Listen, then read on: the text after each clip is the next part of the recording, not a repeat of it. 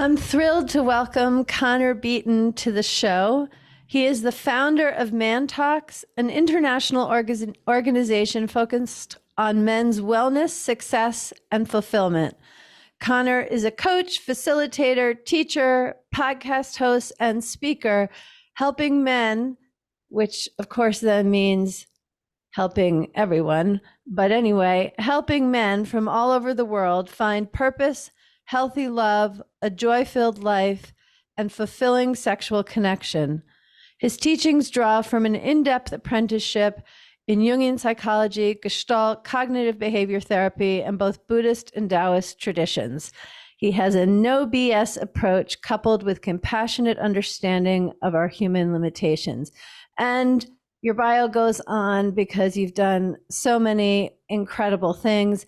And I'm really grateful to have you here with your expertise and your humanity. So welcome to the Intimate Marriage Podcast, Connor. Thank you. And thank you so much for having me. And it's so weird hearing our bios sometimes, you know? It's like, yes, interesting. Yeah. Well, what do your friends know about you that isn't in the bio? Or let's say, what does your wife know about you that isn't in the bio? Because it doesn't say anything, but you are married, right? I am. Yeah. And I know you I'm have married. At least one child. Yeah, we have one boy. He's 2 years old. My wife is a phenomenal marriage and family therapist. What does my wife know about me that's not in the bio? I mean, I rode motorcycles for almost a decade, I guess a little bit more than a decade. Was a little unruly, you know, did street racing, which was illegal, and stunting, which was also illegal. So like pulling wheelies and stoppies and all kinds of weird and wild stuff on my motorcycle. And then I was Actually, that's amazing. That's like the perfect combination of ivory tower training and street cred. Yeah, that's a good way of putting it. Yeah. Okay, I really love that. Well, I've come to learn that sometimes my guests are surprised that I just skip the foreplay, skip the preamble, but I'm going to do that now and ask you a question. Actually, before I ask the one question that I prepared, will you share why you do this work?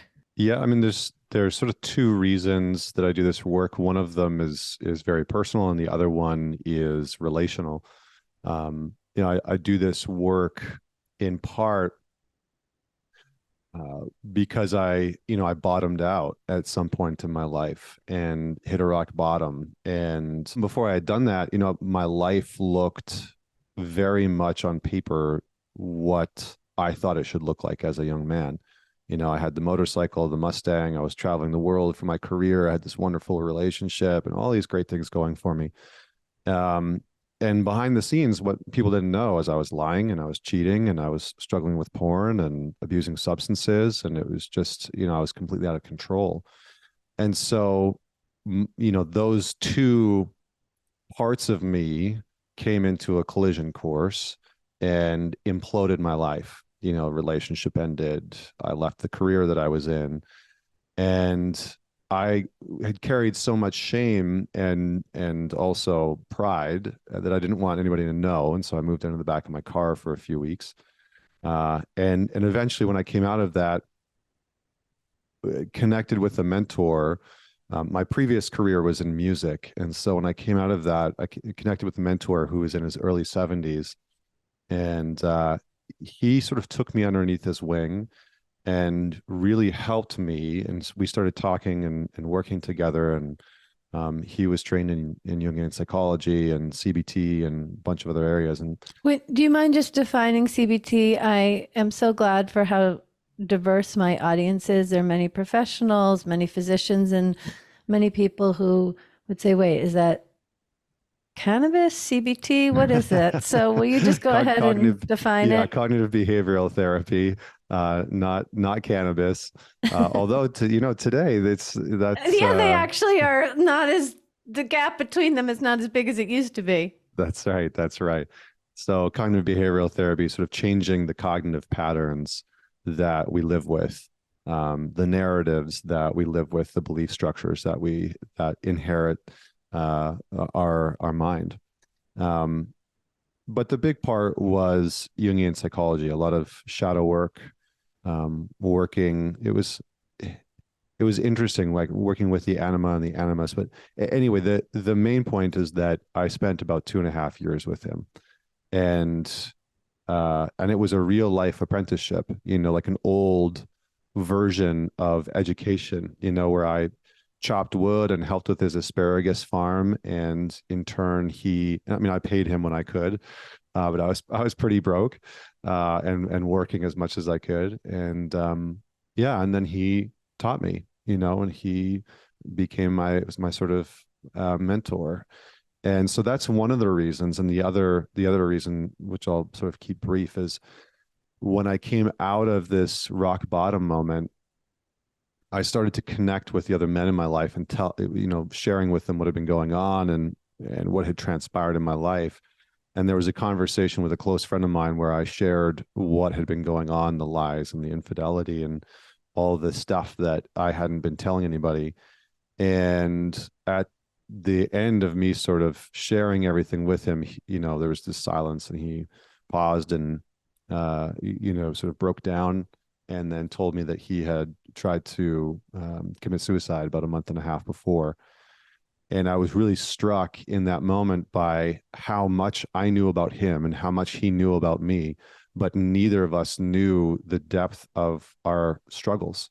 We sort of knew all of the surface level stuff, the scotch we like to drink and the TV shows we like to watch and all that kind of stuff. And so that kind of sparked something in me, because as I shared more and more with the men in my life, vulnerability begets vulnerability in some cases. And what I started to realize was how most of my male friendships were lacking in depth and substance. We sort of talked about the usual stuff, but we weren't talking about the meaningful and important questions and pains of our life. And so that sort of sparked this purpose or mission that I wanted to explore at some point. And it wasn't until years later that I would do that. But those two things really put me on this journey. Thank you for presencing them.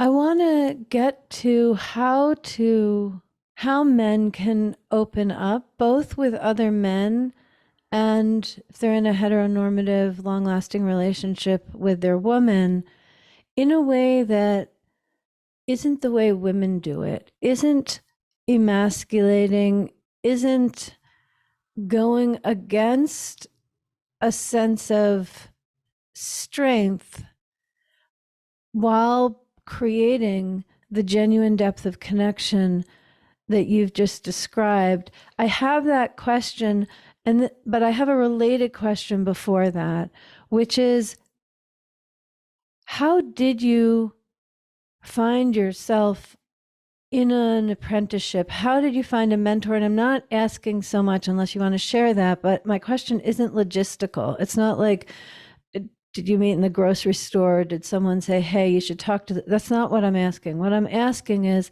how did you go from moving through life in what actually is a very typical way? Maybe there are many people who aren't as successful as you were, but with a kind of disconnection, I'll just say. And then to find yourself willing and able to craft a mentorship relationship, because the couples that I work with, I think, I don't want to say all because I can't be certain about that, but certainly most of the men would love to have a worthy mentor in their lives, but how to go from where they are, both within them and to find somebody. I mean, I guess the answer of finding someone is, this is a service you're providing now, but there's an existential shift that needs to occur to be ripe for a mentor, particularly for a man. Would you speak to your process or what you've learned guiding others in doing that? Yeah, well, I think it's a very valuable question. There's I'm going to sort of speak about two parts. One of is initiation, and then two is my sort of personal um, openness. But you know, initiation in many ways, which has sort of been stripped from our Western culture, was meant to do a couple primary things. One of which is to help bring a man into contact with power and powerlessness. And so Richard Rohr, who's this Franciscan monk, has this great quote about until a man is brought on a journey of powerlessness, he will always abuse power. And so I think many of us men just haven't experienced what it's like to be put in a position of healthy powerlessness. You know, some of us have experienced uncontained powerlessness through abuse and trauma and, you know, violence and those types of things. But And to a general feeling of a lack of agency and sovereignty in life. yeah, I mean, absolutely. because you're saying those kinds of traumas, I'm thinking actually going through medical training is something that creates a sense of powerlessness, which typically wouldn't be considered a trauma, but it functions in that way. Or being in the military for 20 years, same thing. Right, right. Because those are contained, right? There's structure around them. And, you know, so I think many of us just avoid, many of us as men, and I felt this as a young man as well, tended to avoid being in this sort of not necessarily submissive position, but certainly a junior position where you are there's somebody else that has a certain potency and level of power and agency in your life to influence you. And I think that, you know, my current mentor and close friend, Dewey Freeman, says that power is the ability to influence and be influenced. That power is a reciprocal dynamic. And so I think for many of us as men, we're seeking to try and find a sense of power. But to have a mentorship means that we are going to be inherently influenced. And that can be a very threatening thing for a man, to know that he's putting himself in a position of allowing himself to be so deeply influenced by another man. And so I think I'll shift personally. That was something that I was sort of craving. You know, I grew up, I had two family systems. My parents divorced when I was 3. My dad remarried when I was 5. My mom remarried when I was 6. They both had a daughter with these other people when I was 7. They both had a son when I was 10 and 11. So I grew up between these two family systems, and I had, you know, a wonderful grandfather who was in my life and taught me a lot. And so I really valued that type of older masculine wisdom. And it was something that I was open to and sought because I knew the value of it. And so when my life sort of fell apart, this mentor of mine had been in my life prior. I had met him a few times before in my previous career.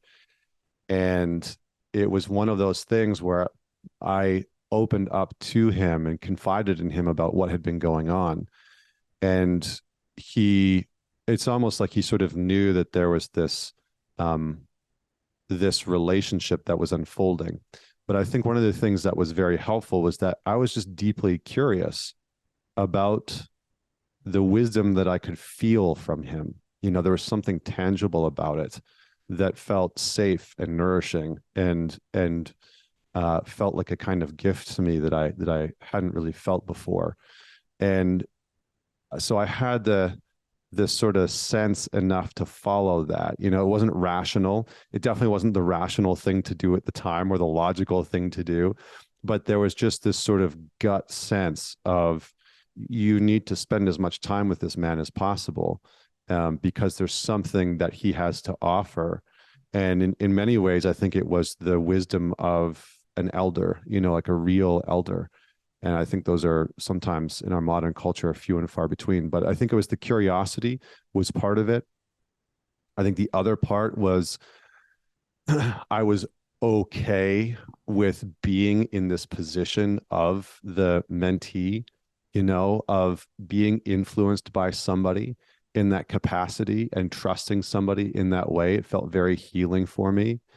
And I gained so much, you know, out of that dynamic. And so I think those were some of the prerequisites in terms of how how I fit, like the logistics of it, right? I mean, like I said, he was in my life prior. I think it is very challenging to find a mentor. I think there's sort of the cliche sayings of like, when the student is ready, the master will appear, and that kind of stuff. And I do think that there is a certain level of fate and serendipity that plays into finding somebody who can guide us and be that guide. And I've had a number of mentors that have come into my life over the years since then that have just sort of found their way onto my doorstep. But I think that it's my inherent internal curiosity to seek out that type of wisdom, rather than the just sort of over accumulation of knowledge and information that we can kind of get trapped in within our modern culture. So I think those are some of the ingredients that we can embody when we want to move towards that, if it's something that interests us. Yeah, that really speaks to me, and I deeply appreciate how you've articulated it. My lived experience has brought me to kind of the same observation, but in a really different context, because I've been coaching couples since 2013, and I've learned so much from the men that I've coached. And one of the things that I've also learned this from my husband and 3 sons. I have 4 children, but 3 of them are sons. So I've had an opportunity to see how some things feel universal and some are really individual in how they express. But in any case, I feel like in our society, men are profoundly misunderstood. And when I'm talking, let's say, with marketers or different people, they just always assume that the majority of people who reach out to me are women, because women care about relationships, women tend the marriages, et cetera, et cetera. And actually, that isn't true. It was initially true, but I think there are a bunch of different reasons why that's not true, why there are a lot of men who reach out to me. And I think one of the reasons is because, in my own way, similar to you, I blend a certain bite-sized, sequential, logical way of communicating, while definitely moving in and acknowledging what on your podcast I've heard you refer to as the mystery, the things that are hard to quantify. But instead of having relationships be this large black box, that one can actually open it and systematically lean in and grow and feel better and create more authentic emotional connection and more passionate sexual intimacy. That it's both through using our minds and our hearts, through knowing and uncertainty, that we can really expand and enjoy our relationships more. So I'm saying that in my way to just place beside the beautiful ways that you said it. And I think this is a good way to ask the one question that I wanted to make sure to ask you, which is, I want to think about the man who is a, quote, good man. And he's not nasty, he's not narcissistic, like it's none of the, quote, toxic masculinity. This is a good man who works hard to provide for his family, who's married to a woman who also is educated, ambitious, working, has purpose in the world outside of the home, and also kind of has the key to the emotional matrix, to the things happening in the family, that she's the one who has more consciously and also just made a bigger contribution to establishing the family culture they share and the marital culture they share. And now here's this man who wants more connection, wants more authenticity, wants to be a more skillful husband, but being his wife's mentee is definitely not the right move, even if she did know how to do that with respect and not with blame and criticism. So how does a good guy find his voice in the marriage that he's co-created? Yeah. Well, I would say that there's a few things, just having worked with so many men on this exact on this exact thing over the last decade. It's so prevalent. And I think a lot of the men navigating this don't have the words to articulate it, and their wives don't have the perception to appreciate it either. But anyway, Yeah. please continue. Well, I think that socially, many of us as men have bought into this idea and this spoken or unspoken notion that to be a good man and a good husband is to get the validation of our partner.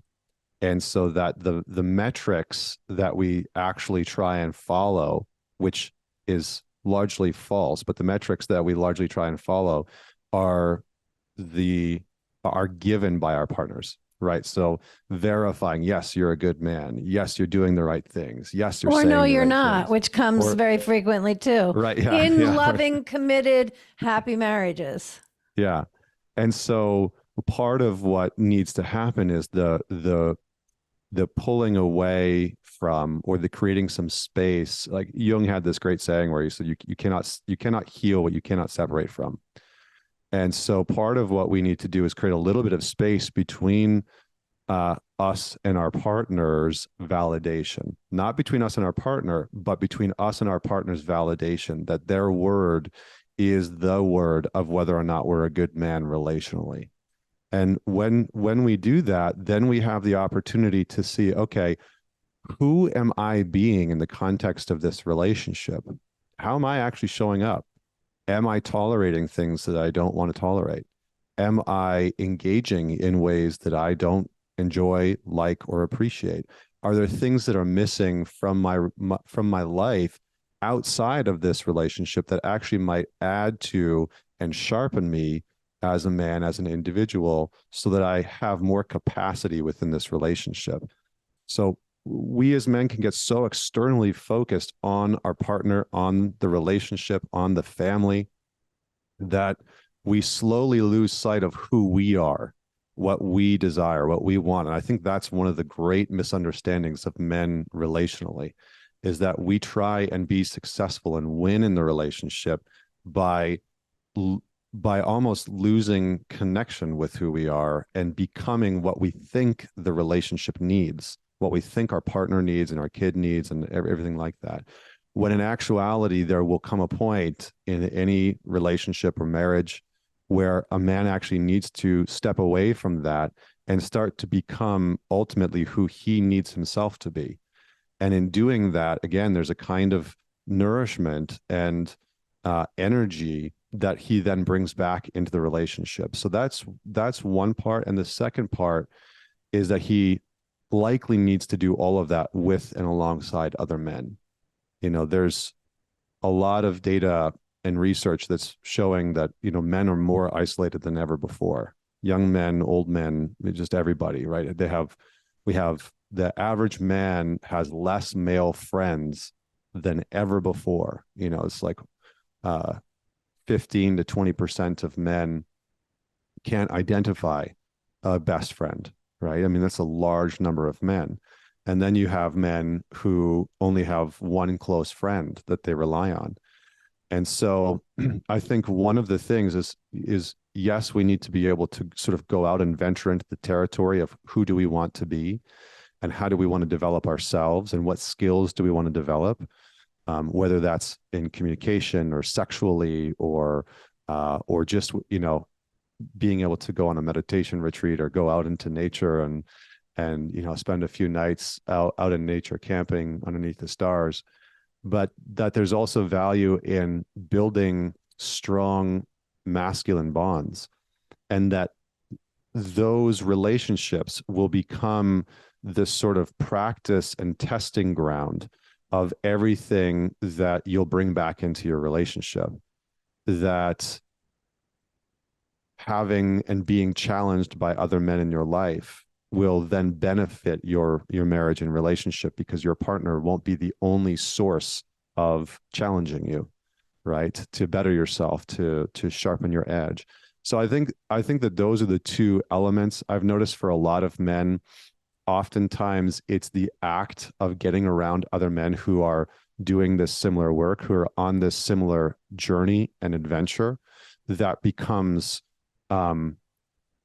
very healing, but also very aspirational and inspirational, because many of us as men, we learn through modeling. It's why a lot of guys learn better by being able to see somebody do what they're trying to learn, right? Whether that's mathematics or psychology or, you know, being an electrician, like whatever it is. Most of us learn very well by seeing how somebody's doing it. Yeah, pornography, right? That's why it's very sort of popular amongst men, maybe more so than women. So yeah, and then when you're around other men, you know, there's this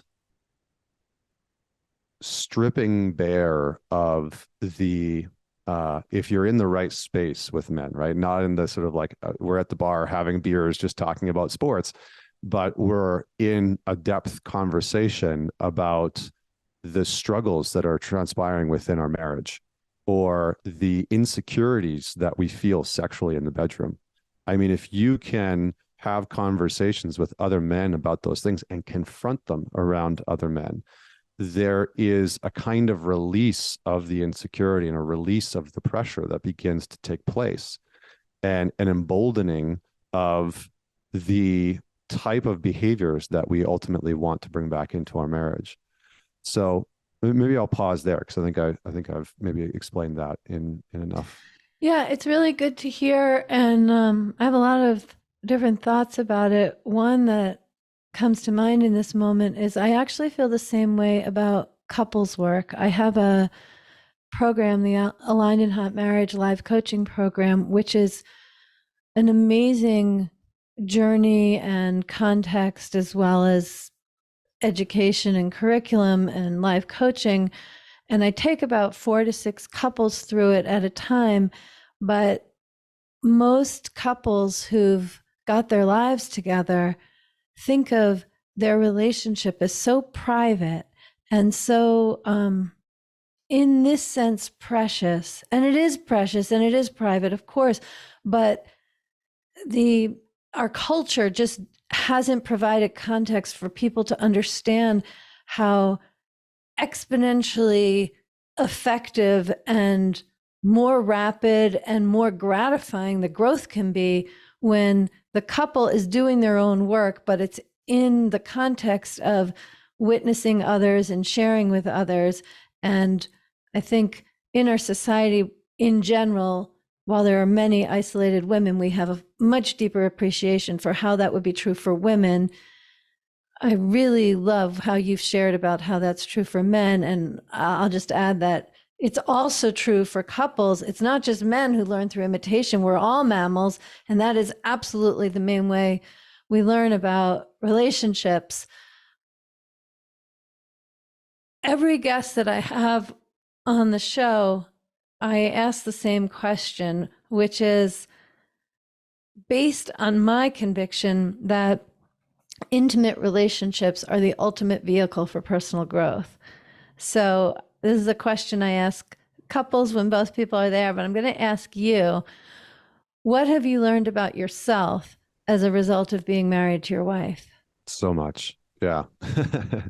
Yeah. I mean, I agree with your sentiment entirely. You know, Jung had this saying, he said that marriage is the fastest horse in the race of individuation. Yeah. Right. And so if we want to find a sense of wholeness, we find it in relationship. And there's many other, you know, versions of that, like we're hurt in relationships. And so we need to heal in relationships. But, you know, for me, I've learned a number of things. I think one of the main ones is like when we started dating, you know, she's this amazing therapist. And when we started dating, things were great. And we were, you know, going back and forth. We were doing long distance. I lived in Vancouver. She lived in New York. And so I'd come here, she'd go there. And after probably about 6 or 7 months, you know, some disagreements and conflicts started to show up. And we did conflict very differently. I grew up in a household where conflict was either not there in my one house where it was just completely avoided, or in the other house, it was loud, volatile, and violent. And so I didn't like conflict. It was something that I had kind of avoided in past relationships in a number of different ways. But she grew up in a house where that was not the case, where conflict was like the sixth love language. It's like how she grew up in Jersey, and it was like conflict was one of those things where they sorted their problems out, and they weren't afraid to disagree, and it was didn't okay. mean the relationship was on the line. Yeah, it didn't mean the relationship was on the line, but there was too much of it. It was pretty consistent between her and both of her parents. I see. And so these conflicts and these disagreements started to come up in the relationship. And I started to notice how avoidant I was of wanting to engage with it. And so I started to do things that would just try and shut it down, right? Disprove what she was saying, invalidating how she's feeling, all the wrong things, right? And I knew that these were all the wrong things. I could see myself doing it. I'm like, well, I would probably tell a client not to say what I just said, And so, but it really was one of these things where I had this sort of fear behind the scenes of being very sort of grounded and rooted and assertive and direct, and creating this sort of cliche thing to say, but creating room or space for her to be emotional without needing to engage in the logistics of the content that was coming forward. Because my wife is, when she gets upset, I love her and I respect her so much. And one of the things I love and respect about her, she's fierce. She's got a real fire to her. And so when conflict arises, she used to get into this very sort of ferocious place of trying to prove her point. And it was like dealing with a lawyer. And I just, I don't, that's not exactly where I wanted to be. And so I would push back on that, et cetera, et cetera, et cetera. So what I started to really learn about myself was that I would get dysregulated. I was not comfortable in the face of, especially a woman getting assertive, getting very direct, being upset, being angry at me. I wasn't okay with it. And it wasn't that I wasn't okay with it because I didn't think that she should be acting that way. It's that I wasn't okay with it because my nervous system literally just couldn't handle it. And so I had to really practice grounding and breathing and centering and being okay with her energy in the moment of conflict. Because it wasn't that I didn't like what she was saying. She wasn't doing anything or saying anything abusive or harmful or any of those things. It's just that I felt so uncomfortable with the conflict because how I had dealt with conflict in the past was, again, either it was avoidant or it was violent. And so I didn't know how to stay in that space and ground myself. And so that's one of the big pieces that I think our marriage and our relationship has done for me, is that I really learned how to ground in the face of conflict. And it's deepened my capacity for sure as a practitioner, because it was very interesting. I had, working with men and working with their anger or their volatility or these big emotions that can sometimes come out. No problem regulating under those circumstances and staying grounded and rooted. But when my wife would, get upset with me, all of a sudden, I would feel sort of jarred. So that's one of the big pieces. I think the other thing is, and I'm just trying to frame this one, but I think the other thing is being with Vienna. Her name's Vienna. Being with Vienna has asked me, or sort of demanded me, to trust in myself in a deeper way, because she's very committed to her values values, and she's very loyal, and she's just exceptional, sort of first chair violinist in high school and college, Division I lacrosse player, top of her class in college, top of her class in her master's degree. And that wasn't me. I was terrible academically. I almost didn't graduate high school. I was an average hockey player. And so when we got together, she really saw the best in me. And she just kept mirroring that back of like, she really had this deep belief in me. And I was reminded of this saying that my first mentor said to me when I was sort of at the bottom of my confidence and self-value. He said, sometimes all of us need somebody to believe in us more than we believe in ourselves. And he really did that for me. And what I realized is that I had never really had that in a partnership. I had never had a relationship where the woman that I was with believed in me more than I believed in myself. And she did, she really did. And so it asked me to step into a stronger, more capable, more competent, more robust, more responsible version of myself. The sort of version of myself that I knew I could become, but I was scared of pursuing because I wasn't really sure if it was possible.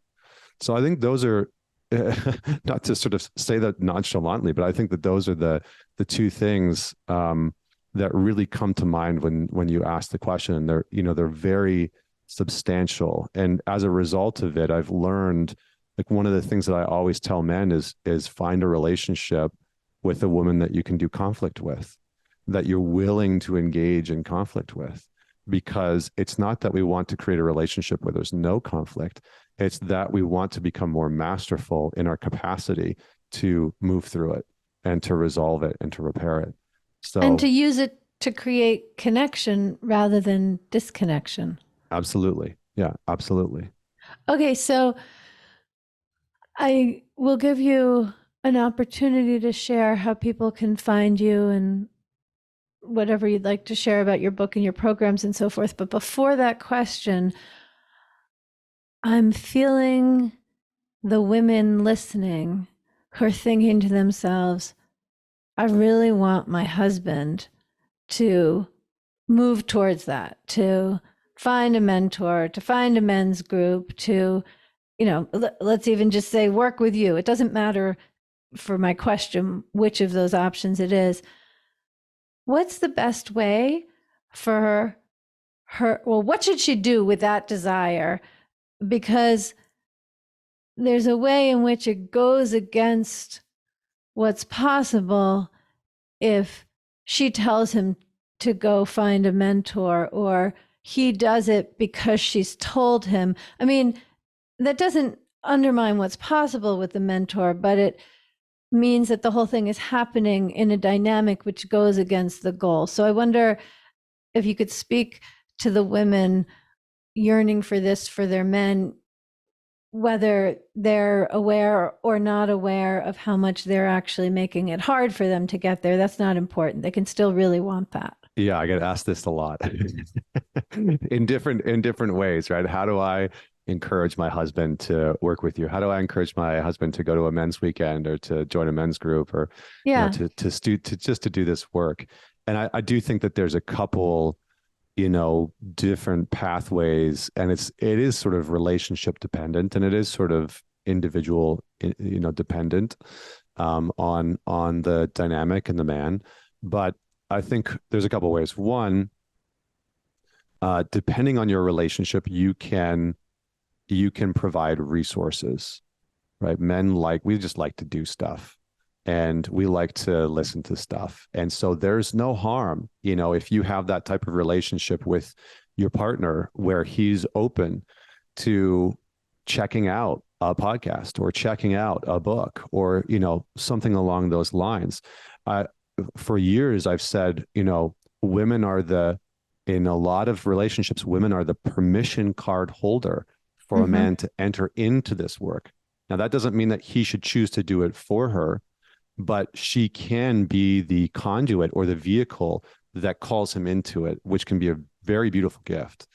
So one is, what I would say is, if you have that dynamic, feel free, buy him the book, get him, send him a podcast and say, hey, check this out, but do it without expectations and demands.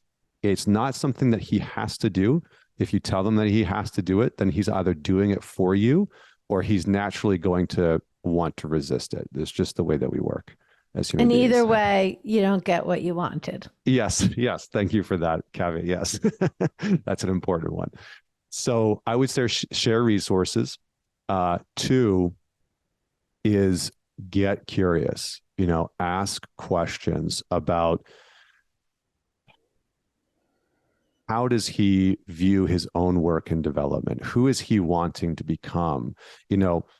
One of the best things that a woman can do for her partner is to help him kind of flesh out and define who he's wanting to become. What kind of father is he wanting to become? What kind of husband is he wanting to become? And so to elicit and ask questions of like, what are you working on these days? And what do you feel like your priorities are? And what really matters to you lately? These types of questions are going to help a man just sort of think about like, what is a priority for me right now? What am I working on? So that's the next piece. And then the last piece is, I would say, reinforcement. When you see your partner starting to move in some of these directions, getting curious, following an Instagram page or listening to a podcast and sort of dropping it like, oh yeah, I listened to this and it was really interesting. Reinforce with gratitude and appreciation. Do not underestimate the potency that appreciation can have. I always say that like appreciation is the currency of intimacy in a relationship, and that just goes a long way to, especially for a man to step into this type of work when he might be hesitant or unsure of the results or the outcome. And so I would just say, reinforce it, share praise, share appreciation, share gratitude, don't validate and say, yeah, you're doing the right thing, but share the appreciation of, I love that you're doing that for yourself. I love that you're exploring this. I find it really attractive, or however that really is true for you as his partner. Share what it's like for you to observe him moving in that direction. And I think that will go a tremendously long way. I really love the last point, and I'm just going to add to it that I think it's really valuable for every woman to develop a sense of what it feels like to her to express appreciation, praise, reinforcement in a way that is really different than how you do that with your 5-year-old son when he washes his hands before the meal or something like that. And even if it's the same words, that the place in you from which that flows, be the woman, the wife, the erotic, loving person. I don't mean it needs to be a sexy, flirtatious communication. In fact, maybe not. Maybe it'd be better if it isn't. Either way, that it's really helpful to get clear that we don't want to be parenting our spouses if we want them to show up for us in the way that would be the case for any woman making this recommendation. So I just want to tag that on to what you've said and invite you to share how people can follow you. You have a new book, which just looks incredible. What would you like people to know? Yeah, I mean, I appreciate that. And I mean, the book is called Men's Work, and you can find it on my website, mantalks.com, or my Instagram, ManTalks. And, I think it's a really great access point for any man doing the work. I kind of designed it to be the book. My hope is that it's the book that coaches, therapists, counselors recommend and men go and read, because it's chock full of questions and actual work for them to do. And it's been really wonderfully received thus far. And I've been shocked that couples have been going through it together, which has been wonderful. I've gotten a ton of messages from women who have said that they've learned so much about men from reading the book and about their partners. So it's not just exclusively for men. I'll just say that. But that's the big one. You can check out my work, my offerings at mantalks.com, the podcast, all that kind of stuff. So yeah, I appreciate that. Excellent. And I'll just say I have a client, a couple I've been coaching for a number of months, and he's read men's work, and just it really lit a particular flavor of fire in him. And I'm excited for all the men who will read your book and the relationships that will benefit accordingly. So anything else you want to say before we close, Connor? Just thank you. And I like the format. This was fun. I've been doing a lot of podcasts with the book tour, and this is very enjoyable. So I appreciate it. Well, I'm so glad, and I've had a lot going on in my head while we've been talking. Just so excited for a lot of particular people, men and women, to hear this interview, as well as enjoying the conversation with you. So thank you very much.